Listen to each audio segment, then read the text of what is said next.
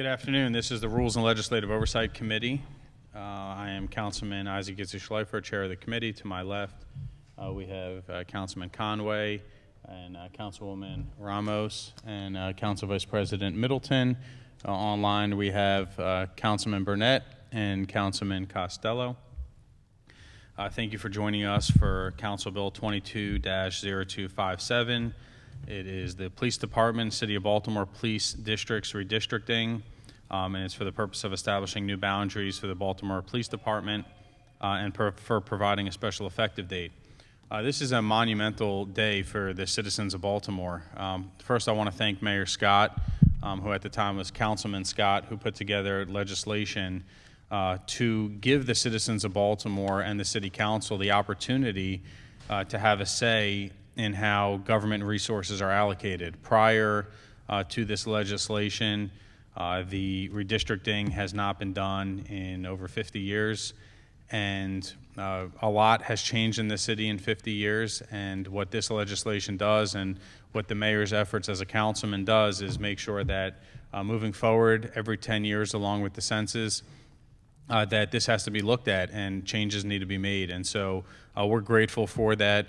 And we're grateful for just the opportunity to have a seat at the table, and what we're hoping is that every other agency can follow the lead of the police department and mirror that and increase their transparency to the citizens of Baltimore and give the citizens of Baltimore the opportunity to weigh in on how their resources are allocated to those agencies as well. So I thank the police department for taking the lead on that, and also for just spending an incredible amount of time and effort to make this happen, putting out a draft map, and then actually making changes based on the feedback that was given.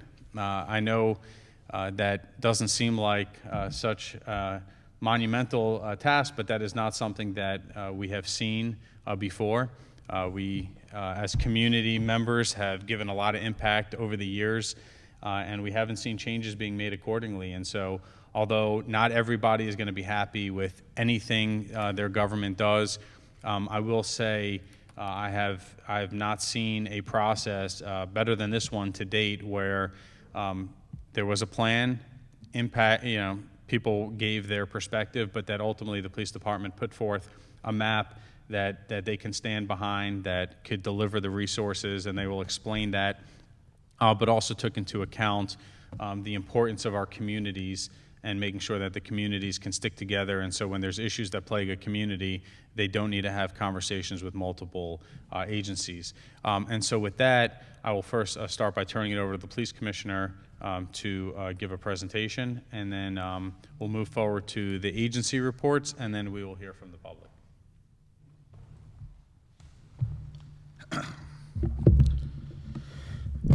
Good afternoon, Chairman Schleifer, members of the committee, residents watching. I am very proud to be here today to talk with all of you about the police redistricting plan that the mayor and I have submitted before you today. And I am joined by a number of people from my team, my chief of staff, my deputy commissioner, chief data analyst, members of my communications team, and governmental affairs team are all here today. As you likely know, the state legislature passed legislation in 2019 requiring the Baltimore Police Department to engage in a redistricting process in order to adjust the police districts to account for population shifts, call volumes, etc. The law states that within 1 year of the release of census data, we have to submit a revised map for your consideration. The law and the timing of the data release dictated the time frame in which we had to accomplish a significant amount of work on an exercise that had not been done, as you've stated, in over 50 years. From the outset, our main goals for designing a new map were to unite communities that had been split amongst police districts, address operational challenges caused by district boundaries, such as the tri-district, utilize data to ensure that workload is equalized and levelized across all 9 districts so that no one district was too large geographically or had an inequitable share, and ultimately to provide the best policing services to our communities to keep people safe. From the beginning, we wanted to ensure that the process to design the new map was as open and inclusive as possible. Therefore, we decided that we would engage the community to solicit feedback on what they liked about their district and other factors such as response times. After our first month-long comment period, we received over 400 responses that included comments such as the Northeastern and the Southwestern districts are too large, and requests for certain communities to be put together in one district to facilitate collaboration in community policing goals. Using the feedback we received and community-level data that the Deputy Commissioner Malosson will discuss in a moment, we put together a draft map. This initial version of the map created boundaries that balanced the workload of each district. Why is this important?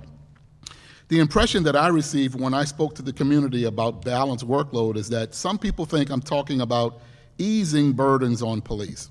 However, this is so important to our residents because a balanced workload allows us to optimize and more effectively manage resources and provides proportional policing services in all 9 districts.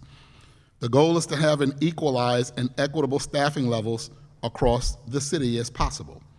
And by using the community feedback and our data sets, we prepared a draft map that was released to the public, and we solicited yet another round of community input. In this second public comment period, we received over 600 comments that really ran the gamut. Some folks didn't want to be put into a new police district because they liked their current commander. Others didn't want to be added to certain districts because there was the perception that their property values would be negatively impacted. However, there's no data to support this. One of the more common comments that we received from the second round of feedback was the opposition from many residents who felt very strongly that the Greenmount York Road should not be the boundary that divides the northeastern and northern districts.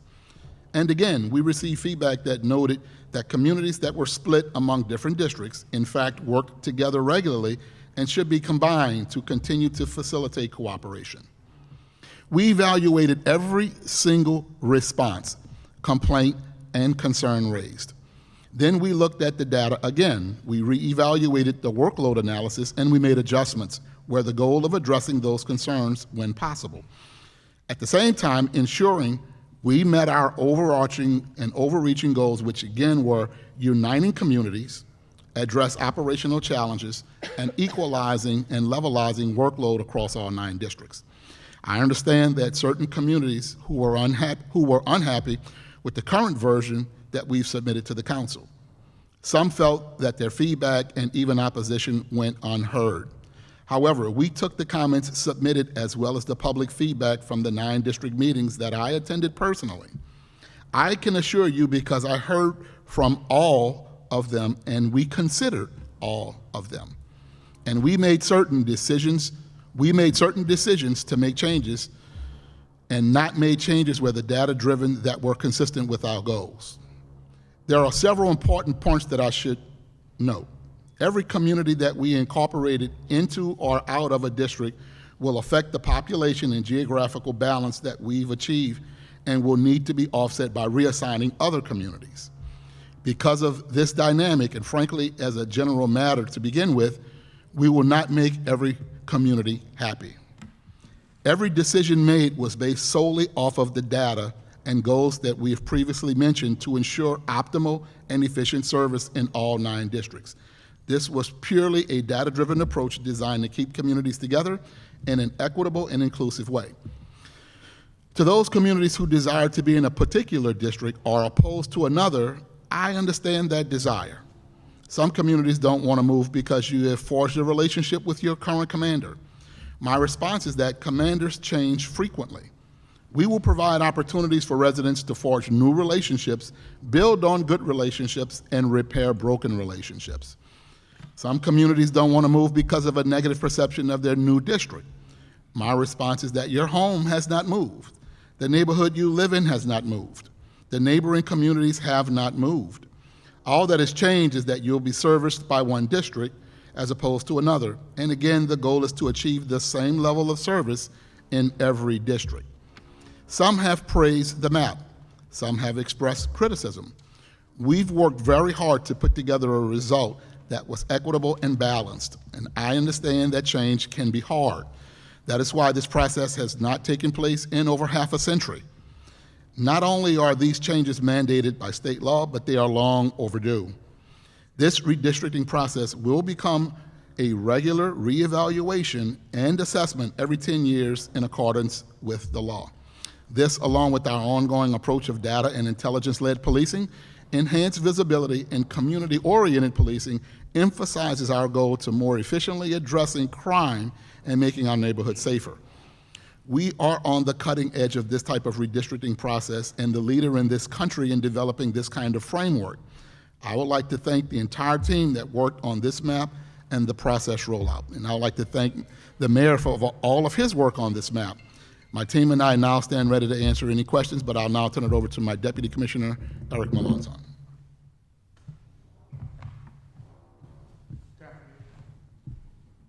Richard.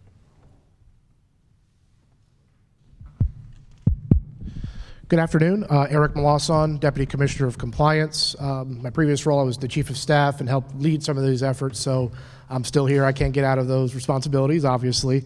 I'm going to go over some of the processes and the results that we had. And the presentation here kind of provides a summary of where we were in the middle stage, and where we are today. So as the Commissioner stated, we're trying to make sure that we're not only being compliant with the legislation, but we have an opportunity to be able to reunite communities that have been long split by police districts, address some of the operational cross-border issues that have been historically a challenge, and to effectively equalize workload and providing a more equitable policing services across all 9 districts. So this was the current state of play. This is a summary slide of the factors that were used in our analysis, which include workload or calls for service. This is 6 years worth of data that goes back to 2016. Part 1 crimes, violent crimes, property crimes, and then a review of population and overall square mileage of the areas in each district. And each of these statistical analysis was performed to determine where we were as a baseline. Those that are highlighted in red represent those that were much greater than their peers. Those are in green, or much less than their peer districts for those values. And overall, a more balanced approach would be those that are in yellow. So it's kind of that spectrum between high, low, and medium. And so our goal was to try to provide much more balance than our current maps. The current map is shown here across our 9 districts. And so before the first map was ever released, we wanted to ensure we collected the feedback on our current state of play. This is the 50-year-old map that hadn't been changed that prompted the need for this legislation. We received over 400 comments from across the city and tried to make sure that we understood the challenges that were faced by our current map. Among the most primary concerns was the size specifically of the Northeastern District, which, as again from the previous slide showed, had red marks across the all the different metrics there. So those are the kinds of considerations that we heard, and in looking at our process after the first iteration, which we released in July, that was after those feedbacks were incorporated. The Data-Driven Strategies Division with Graham Campbell and his team from BPD put together a new draft map that ended up balancing the workload and created much more balance and equity across all the crime categories and population categories here. Overall, the measure of how much variance there is or how different each district is was greatly reduced by this effort, and demonstrates that we're trying to make sure that we have that balanced approach. That was one of the overarching goals. This was the first iteration of the map that was released in July. After this was released, we solicited more public feedback on this map and received over 600 comments from the public. Not to mention the in-person comments that the Commissioner received directly when he visited the 9 districts. As an overall approach to this map, I wanted to give a quick outline of the major changes from the current state of play. The first was, as mentioned before, trying to find out how to mitigate cross-border issues. So the first was the tri-district area. This is the area that is shared geography between the western, southwestern, and southern districts, where historically there's been a lot of historical violence that we wanted to ensure had a consolidated approach to management. So the southwestern district, which is highlighted in pink, is now essentially taking and covering that entire geography from its other two district neighbors. In picking up that workload, it offloads geography to the northwestern and to the southern in exchange. The western, having given up the tri-district geography, moves over to the top half of the central district to incorporate that balanced workload approach. The central district consolidates over the downtown and nightlife areas. That includes now Fells Point and Little Italy. That becomes a very commonly used approach in major cities when it comes to police districting, where the nightlife district, which has, could be well over 100,000 extra members of the public there, in ensuring that we have a consolidated mission and approach to how those issues are being handled. In exchange for giving up the Fells Point and Little Italy area, Southeastern then moves upward into the Monument Street corridor, which again had been a historically cross-border initiative with the Eastern District. Southeastern will take over that responsibility. And then the Eastern District will move upward. That was, again, based on the comments that Northeastern was factually and mathematically larger than everyone else.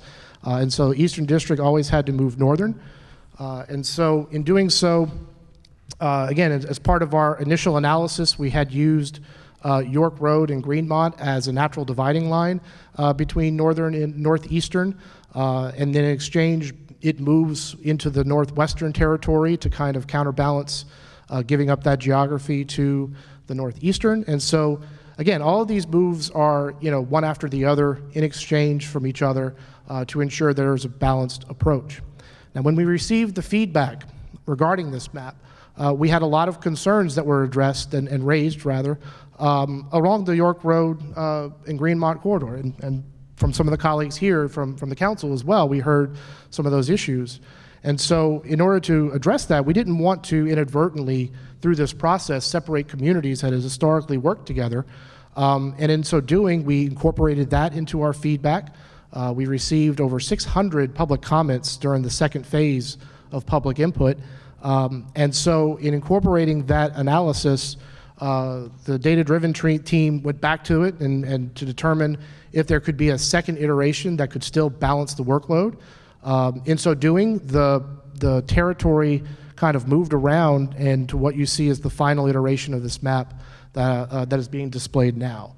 So in doing the final iteration, we wanted to make sure that communities on either side of York Road or Greenmont were essentially in one police district so that they could be managed with a better approach.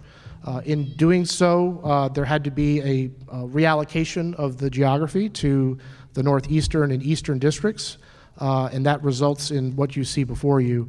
Again, we wanted to make sure we had the public input process before the first map was ever put out there.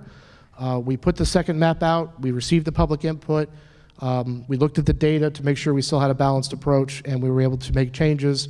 Again, I want to reiterate the commissioner's words of thanks to the data-driven team who worked tirelessly on this, and to the mayor himself who had a role in this, playing, making sure that we were guiding on this effort the way that was part of the legislative intent for this. So with that, I'll pause and I'll turn it back over to the police commissioner. All right, before we get into questions, if we can have Deputy Mayor Barksdale come up for a few words.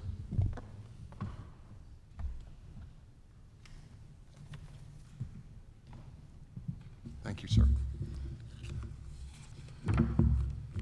Good afternoon. I had a prepared speech for you all, but Commissioner Harrison and his team have really covered most of it, so I'm just going to skip through and say just a couple of things here. I'm here today to represent our mayor, Brandon Scott, and support the Baltimore City Police Department's district maps as presented to you today. This all was presented on August 15th, 2022, and here we are now. Commissioner, you really took all of it away from me. Mayor Scott, as a then council member, worked with Senator Cory McCray to make this effort happen, and I'm sure you all know that also. And I covered that part of my introduction, so between me and the commissioner, we got your whole speech. I'm sorry, go ahead. Yes, sir. And last, under Mayor Scott's guidance, BPD has worked diligently and comprehensively to redraw the Baltimore City Police Department's district maps in order to ensure the most equitable and effective boundaries as we are presenting to you today. That's it now. Okay, thank you very much. Thank you, sir. All right, we'll go through agency reports and then questions from the council. Do we have somebody from finance here? Good afternoon, Mara James, Assistant Budget Director. We stand by our report. We do not oppose this legislation and do not anticipate any fiscal impact from this. Okay, thank you. Law Department?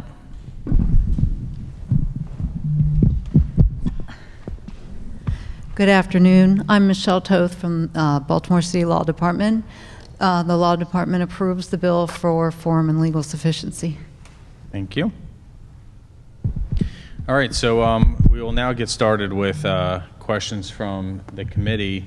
One thing I just want to say before we get started for the public is that the council's role in this process is to hold this hearing. However, the council does not have the ability or the authority to make any changes. This is simply the most that we are able to do, and so our council members across the entire city got a lot of feedback from their constituents. We all lobbied on behalf of the requests from our constituents. Some changes were able to be accommodated, some things were not, but I do want to say that every single person on this city council did put in a lot of time to make sure that the police department was aware of all of their constituents' concerns. And I'm going to turn it over to my colleague first, Councilwoman Ramos, who, in my opinion, spent, I think, the most time advocating on behalf of her constituents, really spending a lot of time and effort to do so. And so I want to thank you for your efforts on that. And you are rewarded with the first question of the day. Thank you. Thank you, Mr. Chair. Thank you, Commissioner and staff and Deputy Mayor. I do want to say I appreciate that the Mayor's office and the police did make a lot of changes that we had asked. The Greenmount York Road corridor issue is huge, so I do appreciate that. We also were able to advocate for and Ednor Gardens is now back in Northeast, which is what, was important to Ednor Gardens. I am highly disappointed, very upset that Coldstream Homestead Montebello was left out of Northeast. And I need to know why. Because this is a community that has been challenged, but really fighting hard and with the partnership with BPD, and I think would partner with whoever's there. But the fact is that it just looks bad that more affluent communities got to get changed, and this one did not. I need to know why. Well, first of all, thank you. And I remember seeing you at least a couple of the meetings. I was at all of them. where Except for one, I was sick, but I was still there on the phone. The district meetings where I attended all 9, it was good to see you there. What I would say is the large size of the Northeast district discussion was probably the main focus that put all of this in motion, supported by certainly Senator McCray and the mayor as a council member. During all of the sessions, the top things was brought up that the Northeast was way too big. This is always corroborated by the data that we had that supported it. Was not only too big, it had the most calls for service, it had the largest distance traveled between calls and the largest workload, sometimes 2 and 3 times of other districts. So from a workload perspective, staffing even, the visual standpoint, the geography was way too big and dwarfed all the surrounding police districts. Chum and Bel Air Edison had some of the highest workloads in the district, but in comparison to some of the surrounding neighborhoods had much, much smaller. When we used the data, looking at the feedback during the second input process, looking at the 6 years worth of data, the adjustments were made to create balanced districts. Those are 2 of the 5 communities that were located in the southernmost part of the Northeast district, but moving either of them back then upsets the whole purpose of the process by creating equalization or levelization of the workload. And so we were able to use the data of all the communities to figure out which had to move to create balance. And we even had different iterations where not moving them, but moving others, but it didn't create the balance of the workload. It would create a very, very unbalanced as it was when we first started. And I think by moving them back, it actually defeats the purpose and puts us back to where we were before we ever even started. And it was one of those things where it was no choice. We had to move somebody that had high volume, because moving somebody that had low volume would have defeated the purpose, and it wouldn't have been driven by data. It would have been driven by personal decisions. Well, and I appreciate that. I think 2 points, though. One is that when you look at your spreadsheet, it actually shows that what ends up happening in Eastern is that crime goes up in Eastern District.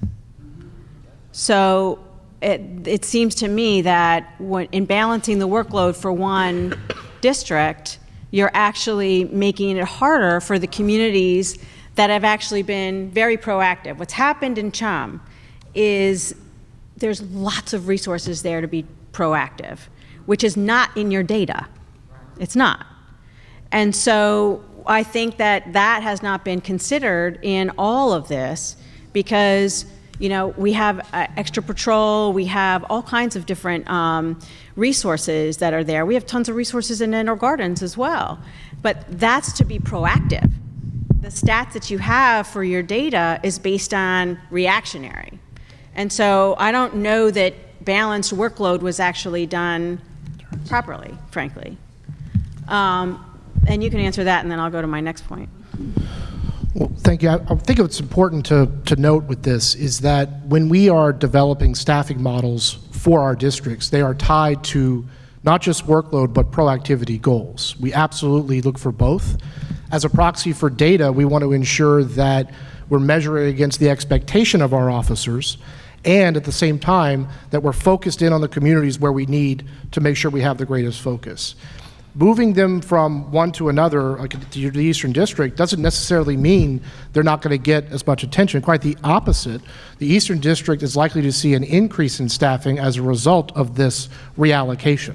Part of what we're trying to make sure of is that we're creating that balanced workload model, but that we're also staffing to it appropriately based on that workload. And that does include proactivity into the measure.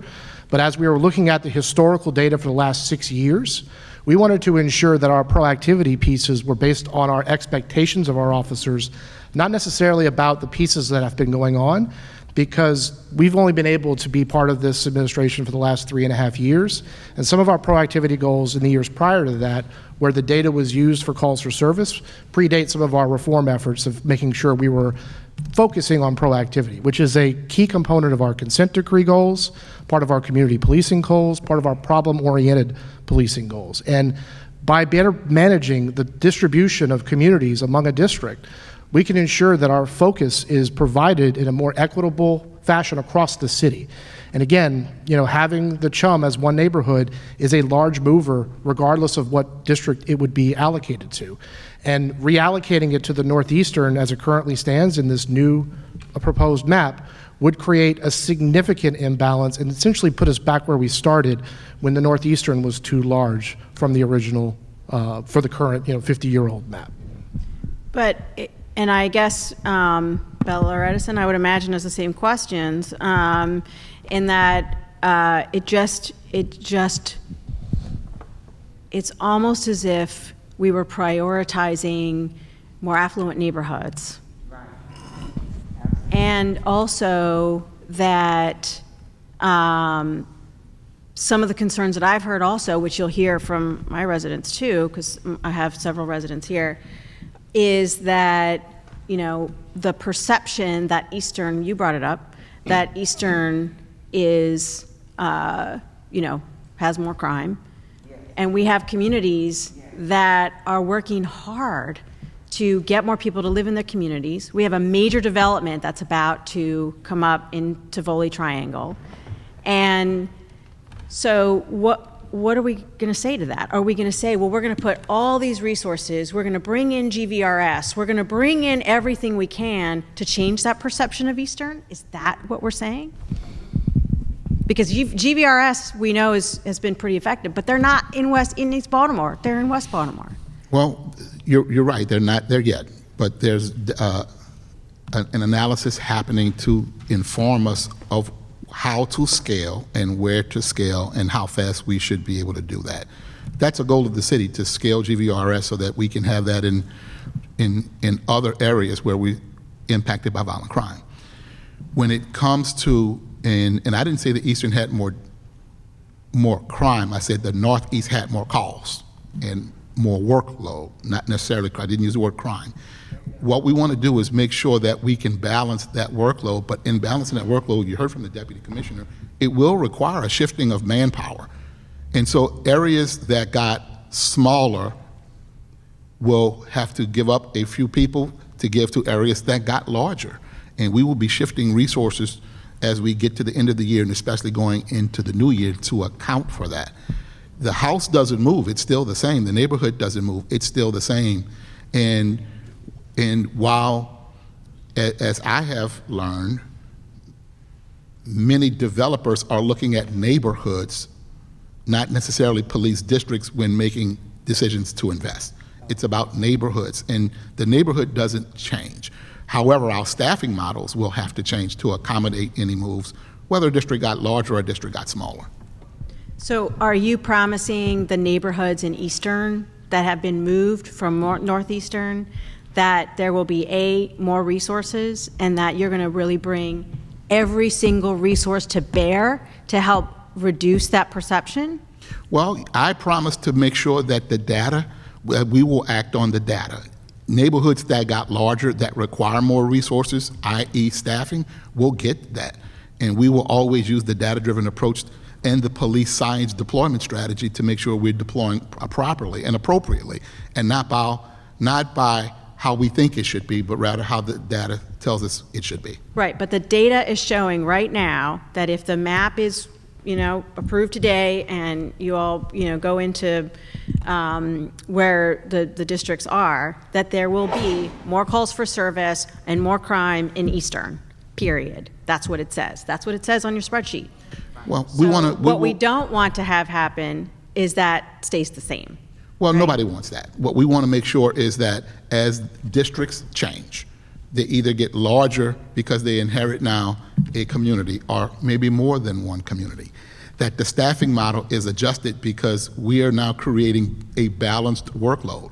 And where it is now an unbalanced staffing model, because that district, one district is really small, one is really large, we want to make sure we can now create equity and equalization in the staffing. It's not necessarily more crime or more calls, but it's equal now. And so as it becomes equal, we want to take an unequal staffing model and make that staffing model equal. Except that the stats show Eastern District will now have more crime. And what I'm saying and asking, because I'm hearing two things, that yes, we're going to make the adjustment because there's a geographic adjustment. Got it, right? Northeast is going to lose people because they've had the largest district. But what I think we need to hear is, how is it going to work so that the communities in Eastern, and actually I like Major Thacker very much, I do. I only have right now 2 blocks of Eastern, and we are working on a couple of things. Okay. But I want to make sure that our communities are assured that the police department is going to do, and the mayor's office is going to do everything possible to completely change that perspective, because it's not fair for residents. You were at that meeting, Commissioner. I was on the phone. You were at that meeting. The Edna Gardens residents were mad, but the Chum residents were mad. Mad. Not just a little mad, very mad. And you and I were both sweating, and I wasn't even there presently. I was listening on the phone because I was sick. You said you sweating from the phone. I mean, I could see you on the video. So you know that this community is very passionate about this. Yes, I do. I do know that they're very passionate. I not only heard their passion, I felt their passion. So it's not lost on me. It's not lost on anybody in our team. All of these decisions were database decisions, and we tried our best to remove personalities, what we thought, what we believed, and all of that put aside and purely went on how can we equalize the data. Now, I'll give you an example. The Eastern District may have a specific amount of crime, but the Eastern District's call for service for that crime is very, very, very different than in other districts. And while they have more than some, they have fewer calls than most. It creates a very, very unbalanced staffing model because the call volume suggests the staffing should be one thing, the reality suggests something different. We want to make sure we are using police science and a data-driven approach to now do it properly instead of how we think it should be done. And that's what we're aiming to do here. And yes, we get their concerns, but you'll have the commitment from me and you'll have the commitment from the police department that as districts get larger, and as you may have put it, the anticipation of an increase of crime, we adjust for that constantly now, before the redistricting process. But yes, all of those adjustments will be taken into consideration in districts that not only inherit more people and more homes and residents, but maybe there's a reality and a perception of crime that goes along with it. We absolutely make those adjustments now. We don't have to wait for redistricting to come. We actually do that now. We'll continue to do it. And again, part of the staffing model for patrol is tied to these calls for service, but there are a number of non-patrol resources that we deploy across the city on a regular basis. Our mobile metro unit, our SWAT unit, our K-9 units, these are all additional resources in addition to our district detectives in our district action teams, which are proactive units that you're talking about. You know, right now, the Eastern District is one of the few districts that has 2 staffed district action teams, whereas the Northeastern has only 1. And so, you know, and again, that's right. And so part of what we want to make sure of is that the responsibilities are measured against not just our patrol staffing, but our non-patrol staffing. And again, the composition of what the Eastern District is today versus what it will become is completely different. And there's pieces of the Eastern District on the southernmost portion that are now moving to the central and to the southeastern, again, to mitigate cross-border issues. We as a department are trying to get our hands around all of our communities in a more effective and equitable approach. And the fact is that our maps from the last 50 years have not been that effective approach. And so we want to make sure we're doing this right. We want to make sure we're doing this in the most effective way. And there are pieces of the resources that you're talking about with the city that are coming to bear and coming online that we're prepared for. And we're using all of that as part of our problem analysis for GVRS and for deployment strategies on a weekly, daily, and monthly basis. So we are constantly looking at that to meet the challenge ahead. I just, one more thing, Mr. Chair. I just think that, you know, the other challenge that I have to the data is that I've got parts of my communities that will not call. They're going to text me, and then I will text the major.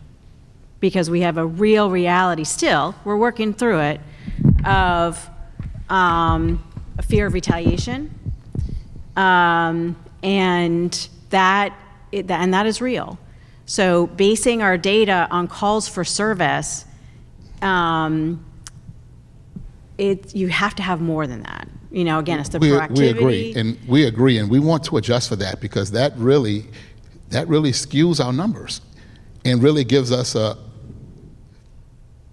false sense of what's really happening. That's what I'm afraid of only here. looking at data.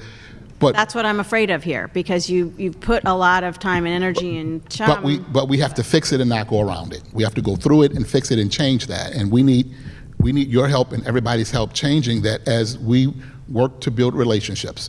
While it is not perfect, we're working every day to get better and better at building those relationships so people will have the confidence in us to call us, so we'll actually know when a crime is committed because it's reported. And we can find a way to do that in a smart way that doesn't put people in jeopardy. and make them unsafe. We have to work on all of that so we can actually know what the numbers are instead of creating a plan around it because we're scared of fixing it. We have to fix and change that like right away. And we want people to trust us and call us so that we can know what the numbers are so that the team can actually deploy the appropriate amount of resources because we know what the real crime picture is.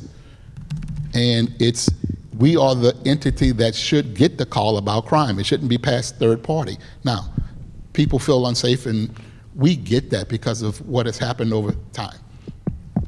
But we're here to fix that. That's what this helps with. And we've been joined by Councilman Torrance and also Councilman Glover online. Thank you, Mr. Chair. Next up, Councilman Conway. First, I just want to thank you, Commissioner. I want to thank the mayor and the mayor's team for all the back and forth. Certainly, I would say Councilwoman Ramos has probably done the most work, but I've probably done the second most work on trying to work out a lot of these issues, and a lot of it were issues that we shared along our border, particularly along the York Road corridor. And I do appreciate you guys taking into consideration the concerns that we brought forward, realizing that it has historically been a dividing point for the city, and we didn't want to continue to perpetuate those concerns in this new map. And particularly, I think what we gain from having a single commander thinking about both sides of those neighborhoods, being that they border the corridor. So I really do appreciate the work that you guys put into it. I know, data is the central theme throughout all this, but also I think we're looking at stories and relationships and connections that go back 100+ years.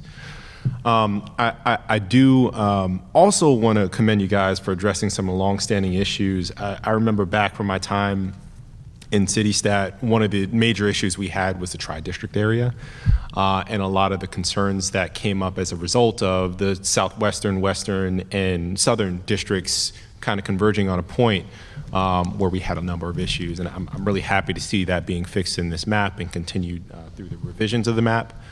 I also note the Inner Harbor changes and how that just makes sense. I really appreciate the work there. I do have a question, though, and really looking at the Northern District and some of the changes that we made to the Northern District, I noticed, and I don't have a problem with this, I just want to, I do want to understand how we're going to approach the sort of pull that Park Heights will have on the Northern District compared to the York Road corridor, how we'll be able to balance that. We talked about how there may be changes in resources and otherwise. I'm just curious if we thought a little bit about what that may mean for the district command. So one of the things that has to happen first, of course, is the establishment of the global boundaries of every district. The next phase of that approach, once the map is finalized, will be a sub-geography deployment approach, or what we would call post-geographies.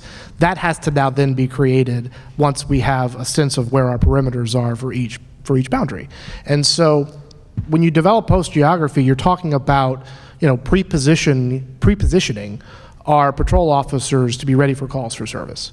And that, again, is driven on data. It's driven on an approach for available staffing overall, and that pre-positioning allows for us to make sure we have better visibility plans, make sure that we have better calls for service response time, and so all of that is built on that backbone. And some of those post geographies, much like the district geographies, haven't really been altered in quite some time, and so that's the other piece that's going to be able to get us closer to the communities that we're serving and to ensure that our ability to make connections to those communities are based upon largely those neighborhood boundaries, which before wasn't really the approach. And so that's going to be the next phase, and that's going to help us determine not just the number of staff in each district, but how they're pre-positioned. And when it comes to like the CHUM, that would require us to have pre-positioned personnel there under a strategy in the new Eastern District. And that is, again, how we ensure that we're getting to call response times to within our goals and to meeting our goals on that, and to ensure that for the Northern District that we have sufficient resources. Again, the northern boundary issues with Park Heights has been historically a long time coming. And so, again, providing the balanced workload, the next stage will be a pre-positioning plan that develops geographies based on the data to show where we need to be and where we need to have our resources pre-positioned. I appreciate that. Thank you. And I'm curious, do we have a sense of that timeline when we might expect to see updated posts?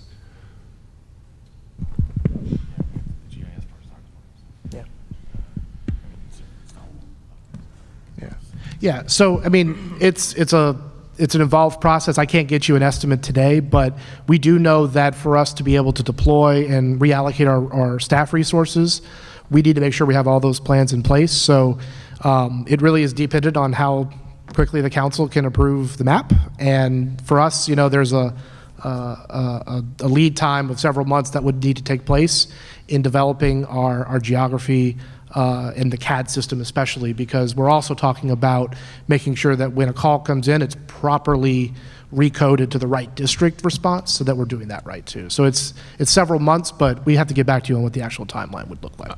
That's helpful. I guess sort of piggybacking that question, and maybe you don't have an answer to that to this yet as well. We're looking at post boundaries being changed, also resources, when we might expect those to change. Certainly, one thing to change the district maps. But do we know when those resources may change as well to better reflect the needs of the new districts? Very good. We think that there are two ways to accomplish that. But one of the ways we have to do that will be the reallocation of current resources and officers. But officers actually are assigned and remain in that assignment for a year based on their bidding and a competitive bid process that starts in November, ends in December, and takes effect in January. Assigned to a district? District by district, okay. Based on seniority, and they bid for their assignments. They're locked into those assignments through this year. So as we can then begin to adjust some of that in the bid process when the bid process starts in November, to have that take effect in January. Until then, as we bring on new hires now, they are not subject to that, and we can begin to reallocate resources with new people to the districts that are to get larger and get more resources until such time as we can go through the bid process and move current people. And so both of those things will be working simultaneously at the same time. And there's also a reallocation of overtime budgetary resources that will go to the districts that need to fill constants at a higher level than normal. So, and then again, likewise, those that have lower constants, patrol constant is the number of personnel needed at any given shift. If that number decreases, then the overtime budget associated with filling that constant would be reallocated to those districts that need it. So it's really a three-stage approach. One, to lock it in with the bidding process. There's some contractual requirements we have to fulfill for that. But the other two, more effective and more immediate term, is every time a class goes solo, we can push them out to the districts that they're needed and reallocate our budgetary resources accordingly. And so we get to a phased approach where that staffing up will occur, but we're not going to flip the switch until all of our technology is in place, all of our resources are ready to go, and we're doing it in a responsible way that ensures that we're looking at it from a community by community based focus. Okay, so what I'm hearing is we won't expect to begin moving officers necessarily until January. At the earliest, but again, that's contingent upon the council being able to make approvals in such a way that allows us to not miss the deadlines on bidding that the commissioner is describing. Sure. And the map will go into effect, let's say we, blessing of the chair, move this today, goes through the regular process. The map will go into effect when, and when does it begin to immediately change the true boundaries? So I would defer to the folks from Government Affairs about the effect date of the map. I think it's, if the council proactively approves the map, it becomes effective. And we need to then begin an implementation phase to make sure that we can operationalize the map.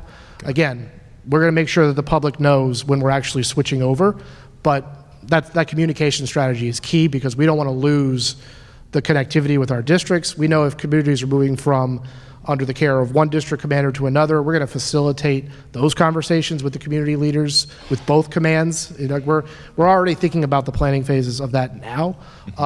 The difficult part still is the post-geography movement. For us to be able to get a handle on that, we need a little bit more certainty on where we are with the current proposed map, and then we can proceed forward with some planning in parallel. And I would add that we have to make sure that technology in the communications division can actually handle what it is we want to do once the decision is made to, okay, now calls to Western, the new Western, go to Western. We need to make sure the technology has evolved and can handle exactly what we want to do in addition to the human capital. Got it. We believe it can. It's just a matter of configuration. Right. It's working out the kinks as we roll into that new map. So I asked those questions just to sort of understand the overlap that may need to happen the moment from which we change the maps to when we implemented technology to when we change the officer allocations, and I'm not sure whatever else may need to happen, but just sort of understanding that gap period and if there are other things we as a council need to be thinking about with communication to the community, and if there's any way that we can be of service in that effort so that there's clear communication. Well, I think there's a collaborative way to keep the council and city leaders informed as we move into step-by-step process, manpower, technology, not just the redistricting for districts, but the rezoning for post. As we do that, we can kind of keep you informed in a way that you know, we'll let you know how we're doing step by step. Okay. Can I take that a little bit further? Councilman, I would go further than the commissioner, and I would say communication with you all and partnership as we roll out that communication strategy is going to absolutely be key. You all and your colleagues at the state level have the closest relationship with your residents, with your constituents, and they may listen to you before they may listen to us. And so so coordinating that effort, making certain they are getting that information from all different sides to maximize the possibility that they're going to read it, that they're going to understand it, and and go to those meetings, the meet and greets with the command, the new command teams. That will be really important. So we will definitely be reaching out to you and asking for your assistance. Okay. Thank you, Mr. Chair. Thank you. Council Vice President. Thank you, Mr. Chair. I just first want to say thank you, Commissioner Harrison. We both attended Northern and Northwestern's meetings, and my constituency is very happy. And as your team has stated, my area that's affected in particular is Park Heights, and wonderfully support this move. And as you mentioned, historically, over 50 years or more, Northern has been a part of Park Heights, but they have been a part of dividing 7, that's the number that comes to mind, 7 community associations have been divided between Northwest and Northern. And for me, I think that has been one of the biggest problems. The police department have not been able to really build those relationships because of that divide. It was either the Northwest Police or the Northern Police. Now, there's full community associations that are part of Northern. And for me, it's about getting those services out there, building those relationships, and now that the police department, those two departments know where their boundaries are. Sometimes I would get confused with different streets, and I'm sure the police department, the officers as well. So I want to remind everyone also that in Park Heights right now is going through a major redevelopment. It's the biggest redevelopment project in the state of Maryland. And with this happening with that community is going to really be another powerful moment that's going to help as that redevelopment takes place. And yes, it's change, but I have not gotten one complaint of someone disagreeing with that change. So for that, I thank you, and I'm ready to move forward, get our officers on foot patrol, and just start building those relationships with the community so that trust can be built.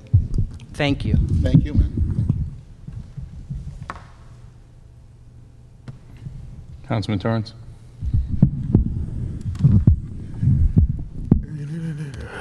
Good afternoon, Commissioner and staff. I just want to say thank you from West Baltimore. As the council person who has 5 of the 9 police districts, I'm going down to 3. It simplified the calls for service for my neighborhoods, particularly those who are near Druid Hill Park. To give an idea for my colleagues of how difficult it is to be in 5 of the 9, West North Avenue had 4 police departments in my district assigned to it. Depending on which side of the street is a different police district. We now have consistently 2 districts in West Baltimore. And if you're calling from Reservoir Hill, you're not scared that it's either going to be the central, the northern, or the eastern replying to or coming to a call for service because of what's happening in terms of the workload. I can tell you that thanks to the 83 cameras, the workload in the northern district has drastically gone down in terms of officers being pulled off of the streets to deal with accidents. I think that this map, though it may not be pleasing to others, is addressing issues that will happen. For those who may not be agreeing with how the Eastern District is looking, as someone who is a former resident of Latrobe Homes and a person who recognizes that the Central District, which has a large deployment of officers, will now be in Douglas and Latrobe Homes, where we've seen a large amount of violence.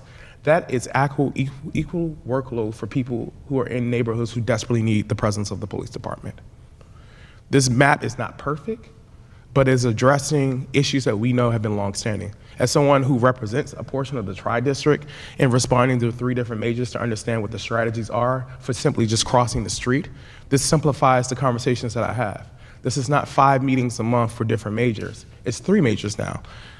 I can tell you that it's hard to tell someone that if you could have a call for service in Druid Hill Park, it's the Northern District, but across the street is the Western and the Central District.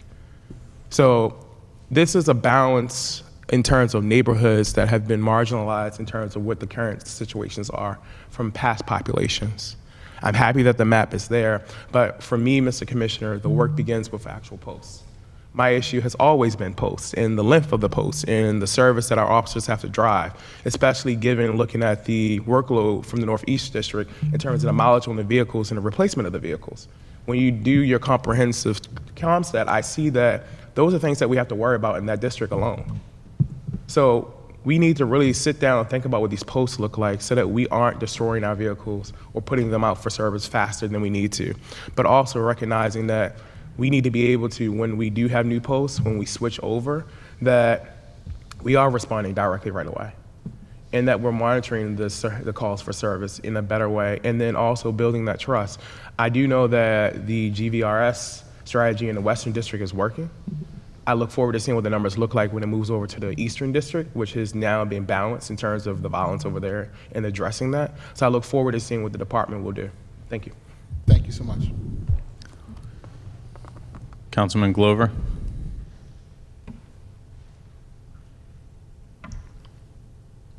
Thank you, Mr. Chair. Thank you to everyone, the Baltimore City Police Department. Thank you to the Mayor's administration for taking a deeper dive into this matter. My concerns that I have over here, as you all know, I'm in the Eastern District.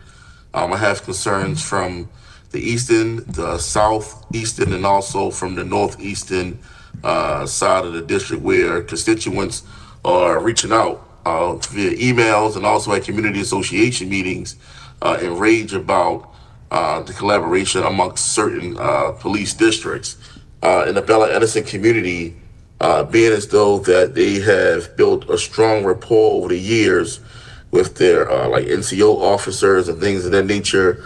And a lot of them are scared that the property values of their homes are going to go down because of the fact that They're now being said they're going to be in the eastern part of the district. They've even also talked about, rallying to go in front of certain police districts to make sure their voices are heard.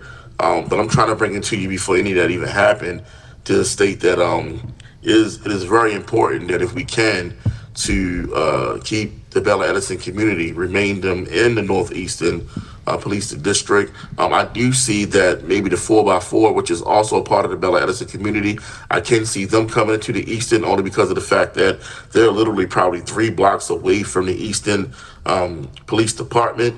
But even on the southeast side of the district, there are many constituents that feel like they won't get the response time they were getting from the eastern district. They don't feel like they're going to get it from the southeastern district, only because of the rapport they've built with the eastern district, for so many years. So they're afraid of things of that nature. Is there anything that you can kind of speak on to kind of take them away from that fear of fearing that they're not going to get the same quality of services that they've been getting in the past from their respective police districts?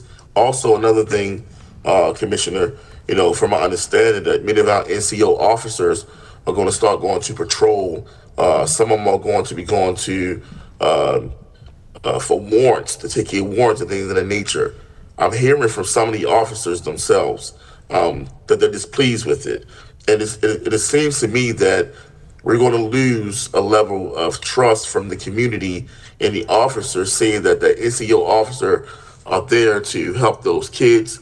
They're there for those family matters. They're there for community association meetings, and they're there also at times to talk to constituents, when they meet them where they at. I fear that if they were a part of a warrant task force, or if they're making traffic stops and things of that nature, that it would begin to decline the trust that the community have with the NCO officers. Is there, can you speak on that for me briefly, please? Yeah, thank you for bringing that to us. And I've heard those same things in each of the meetings. And some of the meetings were an hour and a half. 1 or 2 of them went 3 hours. And so I absolutely heard and felt their concerns. Here's what I'll say. And this is what I told all 9 commanders. And I told them this because I once was a commander and I knew to do this. When having to surrender part of your district to another district, the commander should ensure that he or she takes those community leaders and personally introduce them to their new commander, to their new NCOs, to their new officers and supervisors, and ensure them that going forward, they're going to get the same level of services that they had with him or her. Likewise, if you are receiving a new community into your district, the commander should meet with those leaders and to ensure them that nothing would be lost and there would be no gaps. Concerned officers are concerned officers, whether they're on one side of the street or the other, and they're going to continue to do their job. The commanders and what we expect of our commanders is to ensure that relationships are transferred from one to another and that people are comfortable meeting a new commander and assured and then reassured that they will have the same access to the commander, assistant commander, NCOs. And by the way, the appropriate community policing model was for everybody to do what an NCO does and not have the total reliance on 2 people per district to do all the community work. They can be liaisons and they do a great job. We all love them. But going forward, the new goal under the best practice model is for everyone to be as good as the NCO is. And that's what we're trying to accomplish here in the Baltimore Police Department. And we're well on our way. So that has to happen. And we have measures in place to ensure those commanders do what's called a soft handoff, where they socialize in person the transfer of relationships. And commanders should make sure that that's done, but colonels, lieutenant colonels, deputy commissioners, and I will be a part of that to ensure that that's happening in all 9 districts. People, yes, have great relationships with the people they've come to rely on and have confidence in and trust, because when they call, people, those officers answer.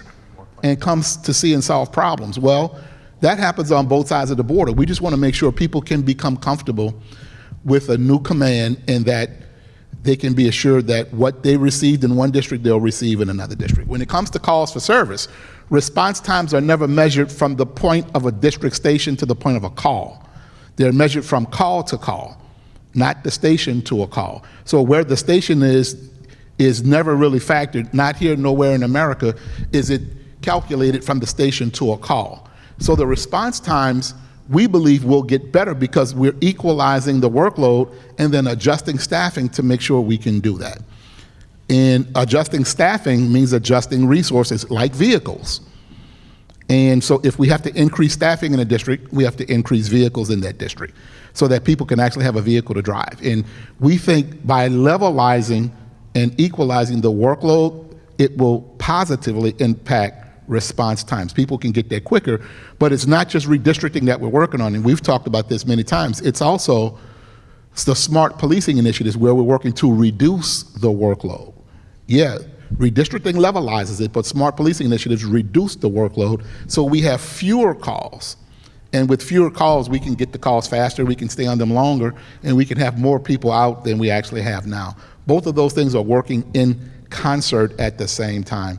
And so I want to give you and the other council members and all of our constituents, because we share them, that we will always be on top of response times. And when they're not good, we welcome the criticism so we can correct that as fast as possible. But we want to make sure we can give you and our constituents the assurance that as we see neighborhoods get bigger, that the staffing and the other resources that go along with that get bigger. And we want to make sure that we can preserve relationships that are already there and build new relationships. Build new relationships that were never built. I thank you for that answer, but like just to piggyback a little bit, you know, I mentioned the fact that many of our NCO officers, you know, they feel threatened. And I've talked to many of our officers across all three districts that I represent. And a lot of them feel like, you know, I had one tell me that if they don't make enough traffic stops as an NCO officer, that they're going back to patrol.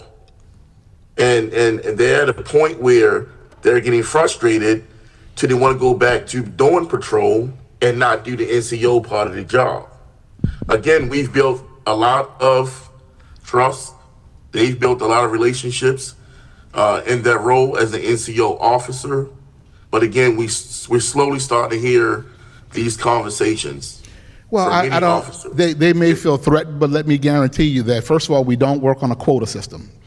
We don't work on a quota system that's unethical. We don't do that. And we don't mandate that people make a certain amount of stops, because that begins to be the unconstitutional policing that put us in the consent decree that we're now trying to get out of. And so we don't do that.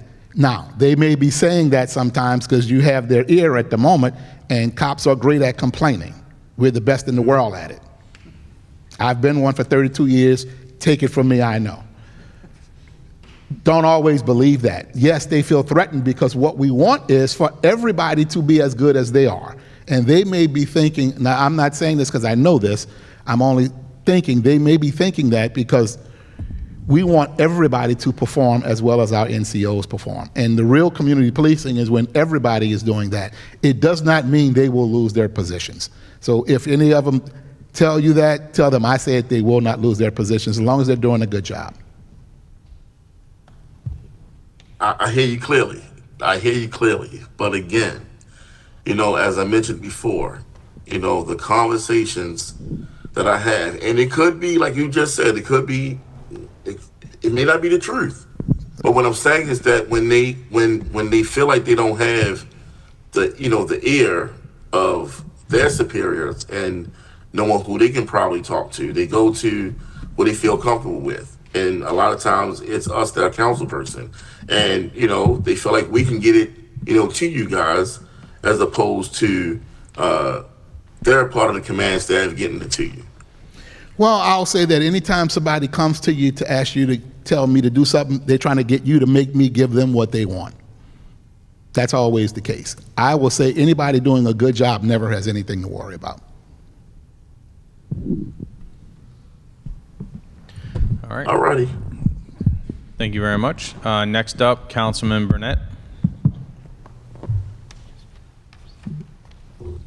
Thank you, Mr. Chair. I'm also joined by Deputy Councilmember Soleil here with me as well. But I'll be handling her questions. So the one concern that I had, Mr. Commissioner, is the sort of intel transition between districts.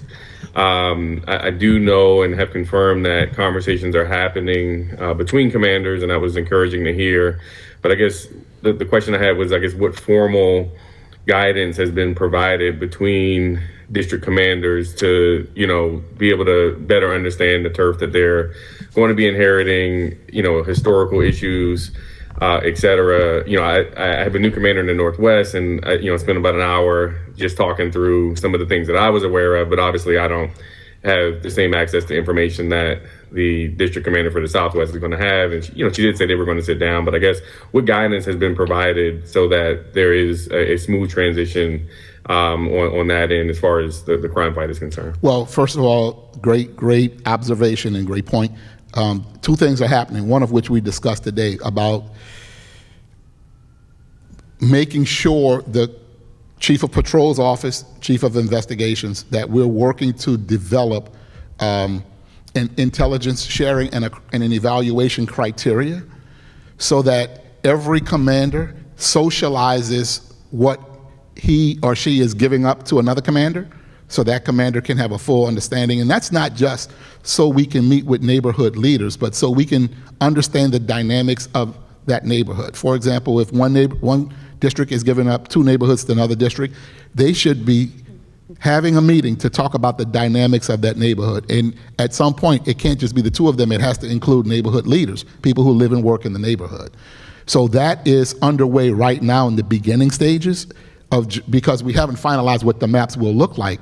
It's not totally final yet, but as they become final, we're creating a transfer of information, intelligence sharing, not just resource sharing, but intelligence sharing, and the dynamics that exist in particular neighborhoods that will be lost from one district, gained in another, have to be transferred, and commanders have to be educated on that.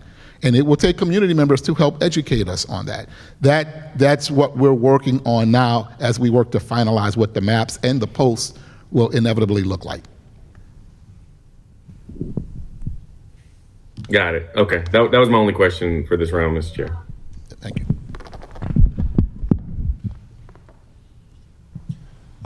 Thank you. I got a question from Councilman Ramos.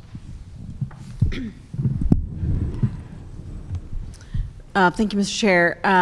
Just one last question about the data. Early on, like in the process, you had mentioned that you had also considered vacant buildings and in the data. Is that still correct? Or was it more, and was it based on census data or VBN data? Because there is a big difference between the two.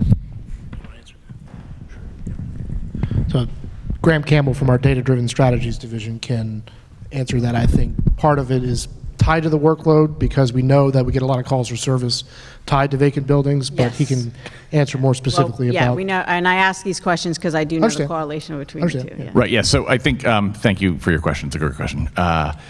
We looked at what factors to look at, and workload was the leader in terms of what we thought was going to be the right move. And in Dr. Kai G, who works for me and is brilliant, did a lot of correlation analysis to see what is correlated to workload. Part 1 crimes are highly correlated to workload. Where there is Part 1 crime, there is a lot of workload. Vacant buildings, highly correlated to workload, right? That was just, when we looked at vacant building stock, that was a correlation. So we knew that we were on the right track, and we used workload instead of using more of a witch's brew of like 2% this and 3% that, because workload seemed to really encompass a lot of the correlations that we'd already were tracking. So if I understand you correctly, so the stats that you use, so 911 calls, Part 1 crime, and the other column, Part 2. Property crime. Property crimes. You made the, I think, correct assumption that the majority of those happen in areas with the most vacant properties, which we know is a fact. And so when you designed the boundaries, were you thinking about how, because there are so many vacants in certain areas, that you'd have to obviously add people and work to address that workload? So it sort of all came together, is that right? Okay. Correct, yeah. I mean, we basically, you're going to go where the workload tells you to go. And one of the interesting things is that it's not just 911 calls, right? We really looked at the calls for service level. The workload level is really the individual call per officer, which means that if you have a package theft, which we don't do anymore, everyone should report them online or on the phone.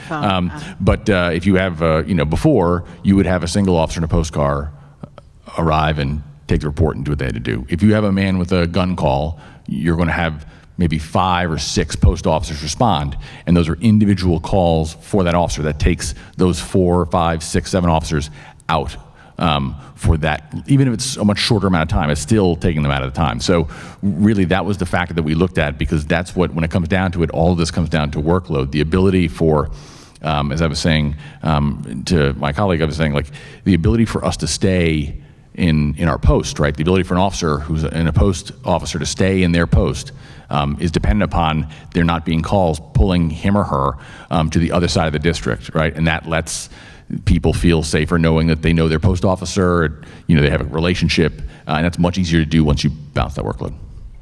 So if I can just follow up real quick. So when you talked about workload, it wasn't just the crime itself, but how many officers it took based on the degree by which, obviously a homicide takes more officers than package theft. So yeah, we looked at every, and these are dispatched calls, right? So we purposely took out proactivity in this case, right? So if officers dispatch themselves to a business check, or that's not the number we were looking for. So we removed those, and we only looked at for a call, how many officers went on that call, and then that's the number we used.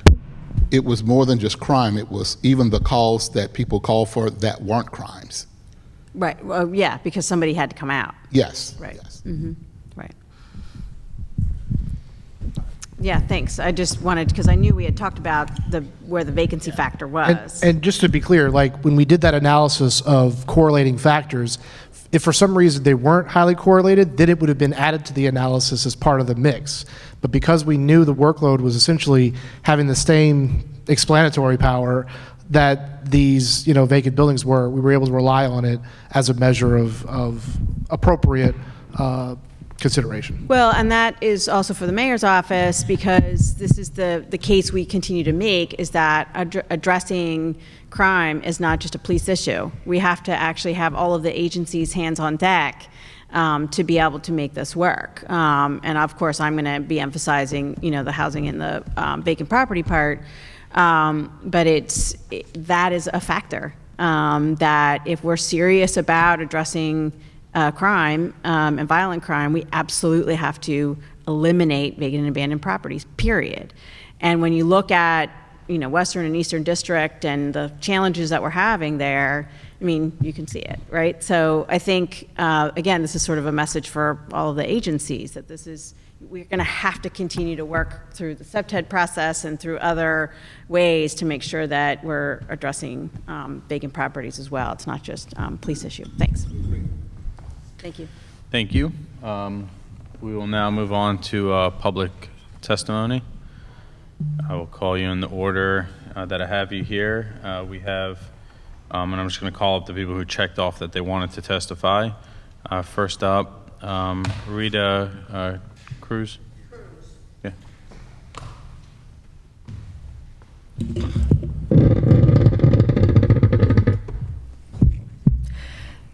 Good afternoon, Mr. Chair, City Council members, Commissioner Harris, and everyone.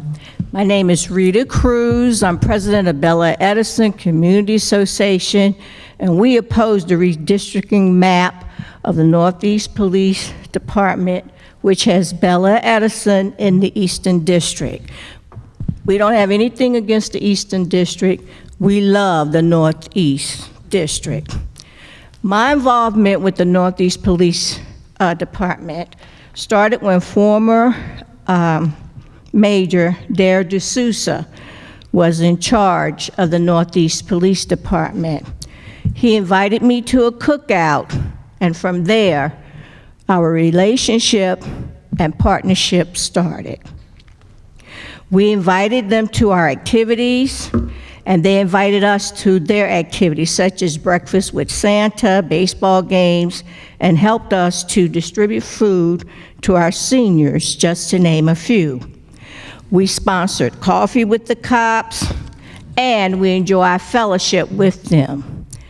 Since our partnership with the Northeast Police Department, we are not afraid, because we know that they have our backs. We spent many years building our loving relationship with them, and we don't want to lose their protection. We know them, they know us. Some of them even call me Marita. We have challenges in Bel Air Edison, but with Northeast Police Department, we are overcoming many of them. Please don't let us lose our Northeast Police Department family. We oppose this redistricting of Bel Air Edison being with the Eastern District. Please hire more police officers. Thank you. Thank you. Next up, Verna Davis Willis.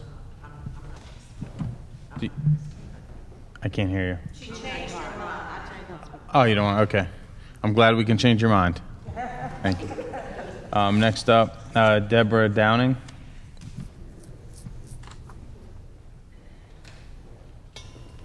Good afternoon. No, I didn't change my mind.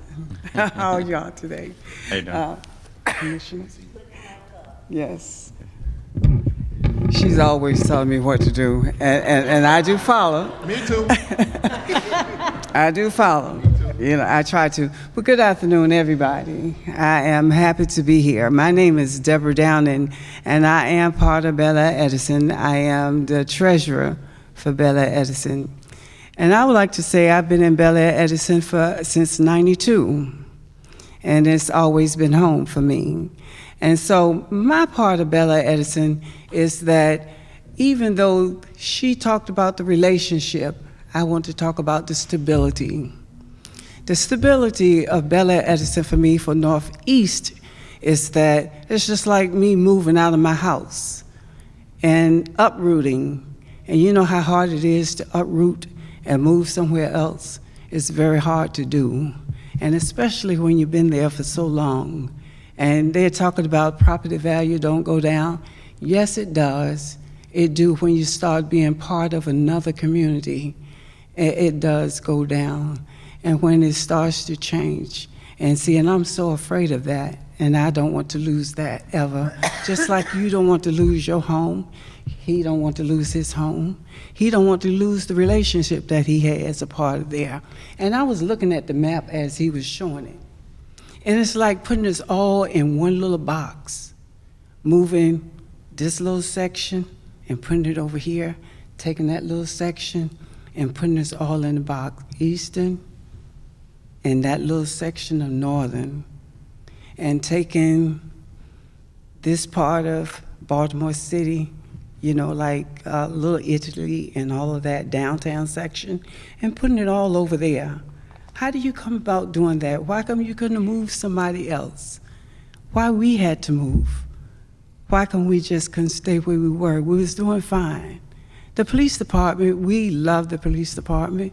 You know, Hardy and I, we go bat and bat, especially when the Steelers are playing. I know y'all don't like the Steelers, but hey, the Steelers are my team, and Hardy and I, we go toe to toe. You know, Monica, we always sit back and laugh while she drive Hardy around. You know, talk about those sort of things. The police officer, when they come up on my corner and when they trying to make arrests, yes, I look over their shoulder to make sure that they're okay.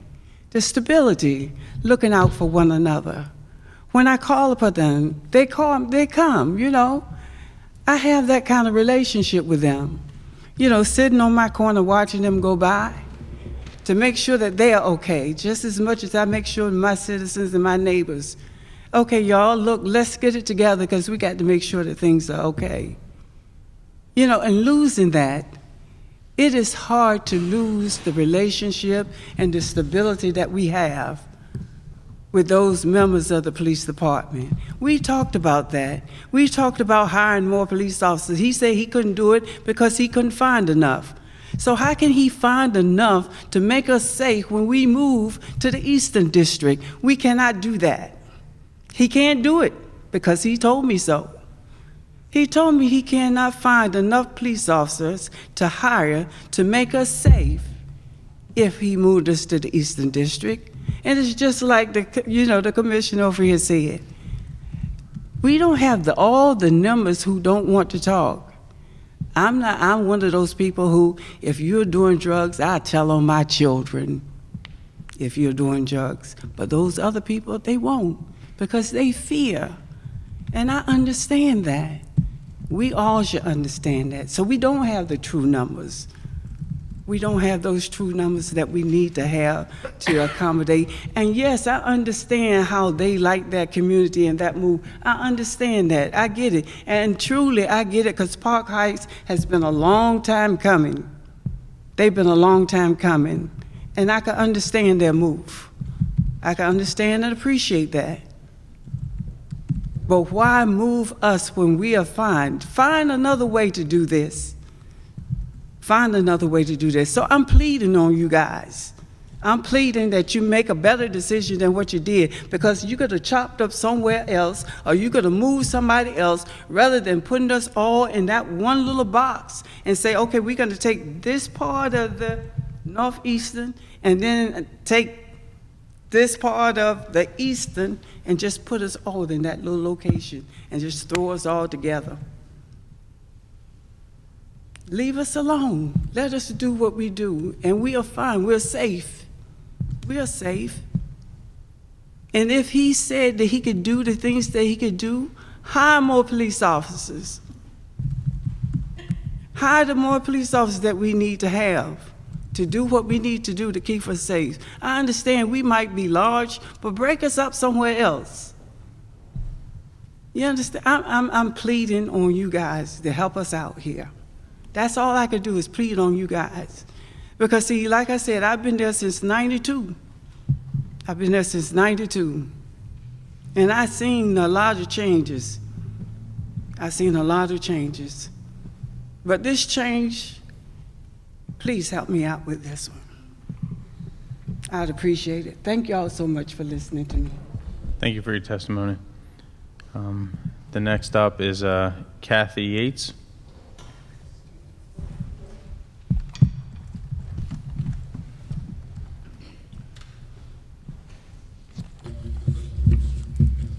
Hi, good afternoon. Maybe I'll take my mask off so Sure. it won't be mumbled.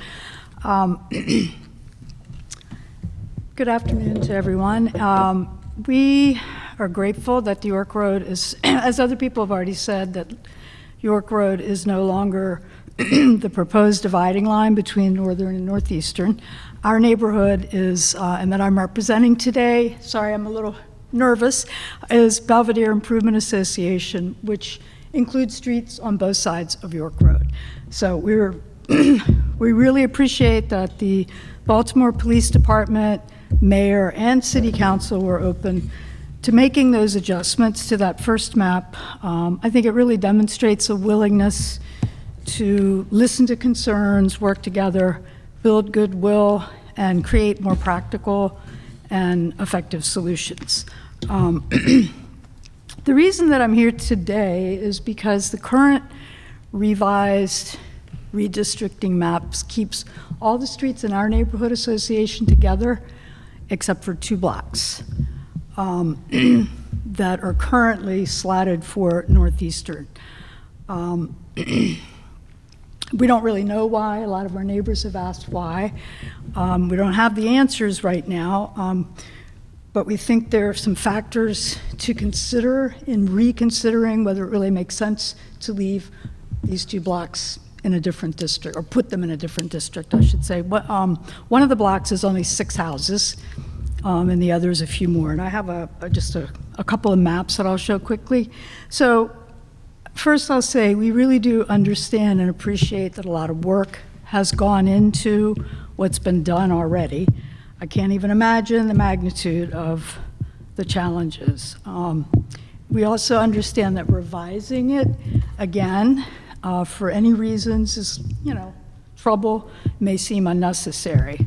I think in the case of what I'm here talking about, we think there are particulars about our geography as well as the cohesion as a community that we think make it in everyone's best interest to reconsider and keep us in the Northern Police District. Again, I'm not really sure why we sort of got pushed off into Northeastern. Nothing against Northeastern, it's just, it's just a little odd. So we have the same goals to keep our neighborhoods together, better address crime, focus on community interaction, and allow officers ideally to respond quickly. So one of the things that's happening in our neighborhood association right now is we're going to be having an election soon. We will have new officers. We've been sort of, as many communities have, off track a lot because of COVID and a lot of other factors. So one of the big things in our fall agenda plans will be to invite the Northern District Police to our meeting. We've done it many times over the years in the history of the organization, and we find it really helpful, of course, as all communities do. So we're questioning maintaining that relationship on behalf of what we call BIA, Belvedere Improvement Association residents with two different police districts seems pretty impractical and unnecessarily burdensome, really, for all. Another fall agenda item is we want to try to find some new volunteers in our neighborhood to regularly attend the Northern District CRC meetings. We would have known about this sooner, frankly, if that had already been happening. And things have just sort of, everybody's gotten a little looser and a little laxer during COVID, contact's not been as good. So we want to get back to that. And again, we're questioning, do we expect volunteers to attend two different Baltimore Police District CRC meetings and report their findings back to one community? And then do we expect them also to express the community concerns to two different police districts? Seems a little, it just seems like a bit much for everybody. So one thing I want to bring up too, because I'm not sure, I don't know what the data is that went into this decision specifically for these two blocks. Maybe it just happened because we're part of a very long street called Evesham Avenue. Evesham Avenue, for those of you who don't know, is on the northern part of Northern Parkway, above Northern Parkway. Our parts are below Northern Parkway.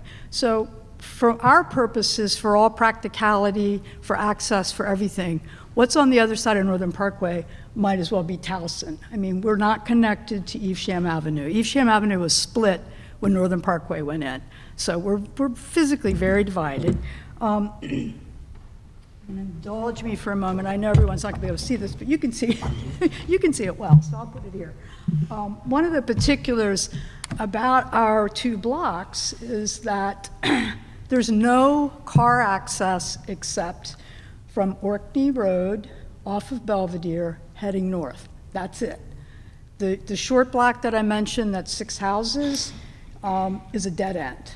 So you can only go Belvedere. If you don't know where Orkney Road is, it's 1 block east of York Road. So all you can do is be on Belvedere, go up Orkney Road, turn left to a dead end, or turn right to our block that I'm referring to, which is one way. So in effect, we're locked in there.